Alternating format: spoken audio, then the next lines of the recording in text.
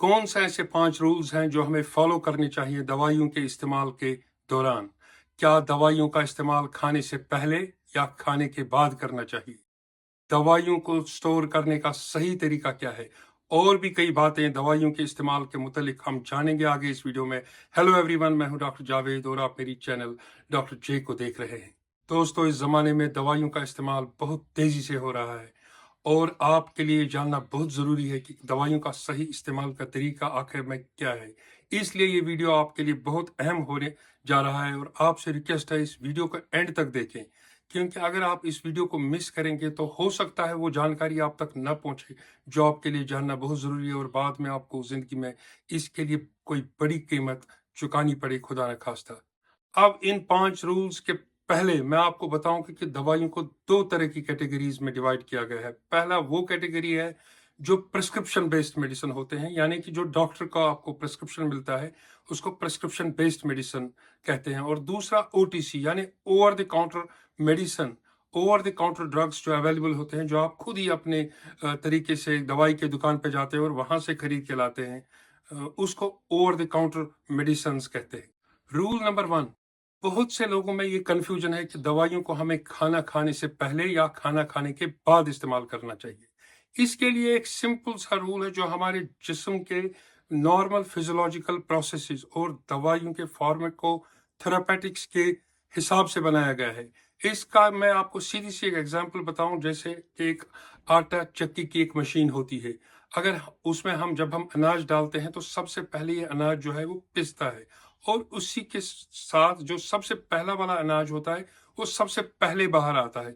इसी तरह दवाइयों का इस्तेमाल भी है। जब हम दवाइयों को खाना खाने के बाद इस्तेमाल करते हैं तो हमारे जो गैस्ट्रोइंटेस्टाइनल ट्रैक्ट में जो खाना जाता है वो सबसे पहले वही इस्तेमाल में आता है और एब्जॉर्ब होता है और फिर खून के जरिए वो जिस्म के मुख्तलिफ हिस्सों में चला जाता है। इसी तरह जब हम दवाइयों का इस्तेमाल खाना खाने के बाद करते हैं तो पहले तो हमारा जिस्म जो खाना हम खाते हैं उसको एब्जॉर्ब करेगा, उसके बाद दवाइयों का नंबर आएगा।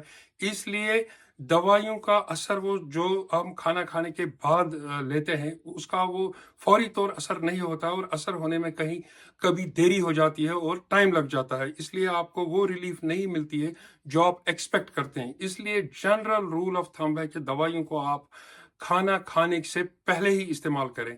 हाँ, ज़रूर कुछ एक्सेप्शंस हैं जिनमें कुछ पेन किलर्स हैं जैसे एस्प्रिन है या non steroidal anti inflammatory drugs हैं जो गैस्ट्रो इंटेस्टाइनल रिफ्लेक्स पैदा कर देते हैं, जिसकी वजह से हमारी स्टोमक में पेन या इरिटेशन हो जाती है।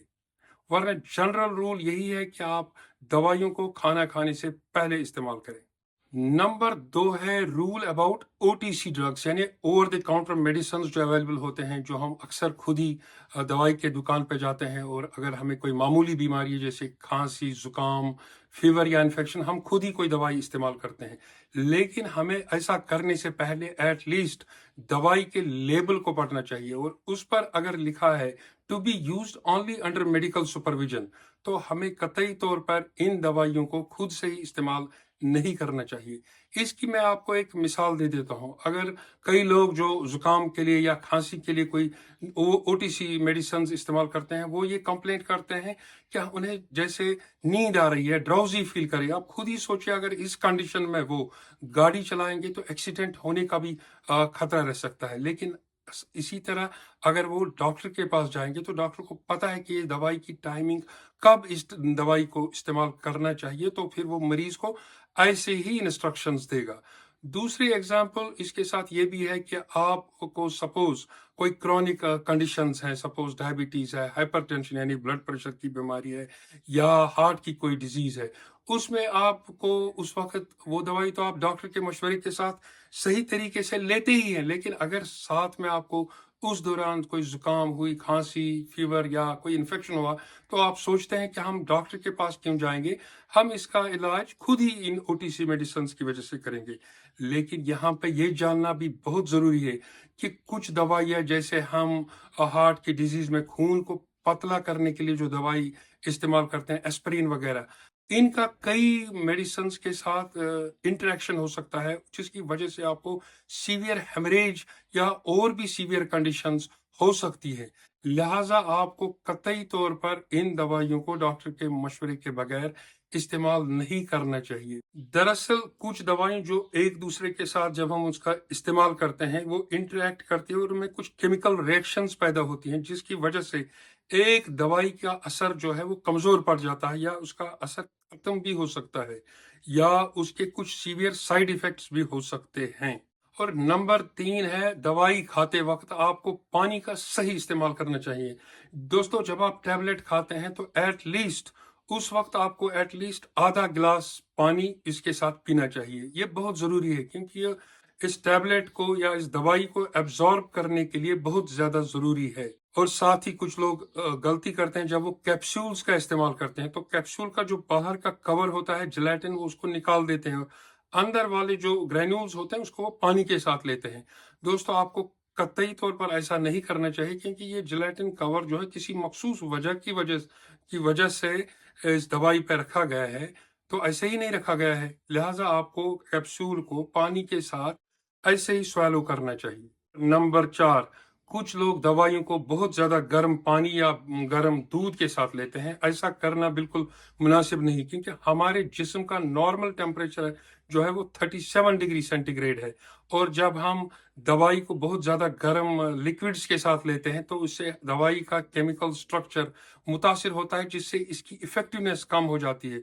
लिहाजा आप टैबलेट्स को या जो आप दवाई लेते हैं उसको आप बहुत ज्यादा गर्म लिक्विड्स के साथ इस्तेमाल ना करें। और नंबर 5 पे अब आता है कि दवाइयों को हमें किस तरह स्टोर करना चाहिए।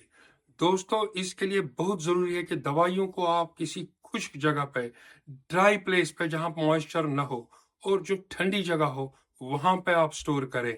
और कुछ दवाइयों को स्टोर करने के लिए कुछ मखसूस टेम्परेचर की भी जरूरत होती है। जैसा कि आप इंसुलिन का इस्तेमाल डायबिटीज में करते हैं या वैक्सीन का इस्तेमाल करते हैं, इनको स्टोर करने के लिए टेम्परेचर बहुत कम होना चाहिए। लिहाजा हम इसको फ्रिज में स्टोर करते हैं, लेकिन इसका खास ये भी ख्याल रखना है कि ये दवाइयाँ आप फ्रीजर में न रखें ताकि ये फ्रीज ना हो जाए जिससे इसका केमिकल स्ट्रक्चर डिटीरिएट हो जाए और दवाइयों का असर इससे खत्म हो सकता है। लिहाजा दवाई के लेबल पर लिखा रहता है कि आपको ये दवाई किस टेम्परेचर पर स्टोर करनी है, इसी तरीके से आपको इस दवाई को स्टोर करना चाहिए। और दवाई को खासकर मैं एक बात यहाँ पे भूल गया कि आपको डायरेक्ट सनलाइट पे दवाई को कभी भी नहीं रखना चाहिए। दोस्तों ये तो थे वो 5 रूल्स जो आपको हमेशा पता होने चाहिए दवाइयों के इस्तेमाल के वक्त, और आपको ये भी पता होना चाहिए कि दवाई हमें खतरनाक से खतरनाक बीमारी से बचा सकती है और यही दवाई अगर हम गलत तरीके से इस्तेमाल करेंगे तो आपको खतरनाक से खतरनाक बीमारी भी लग सकती है। उम्मीद है आपको मेरा ये वीडियो अच्छा लगा होगा, और अगर आपको ये वीडियो अच्छा लगा हो तो काइंडली इसको लाइक और शेयर करें, और हाँ मेरी चैनल डॉक्टर जे को ज़रूर सब्सक्राइब करें ताकि आइंदा भी मैं आपके लिए ऐसी मालूमाती और नॉलेजेबल वीडियोस लाता रहूं। थैंक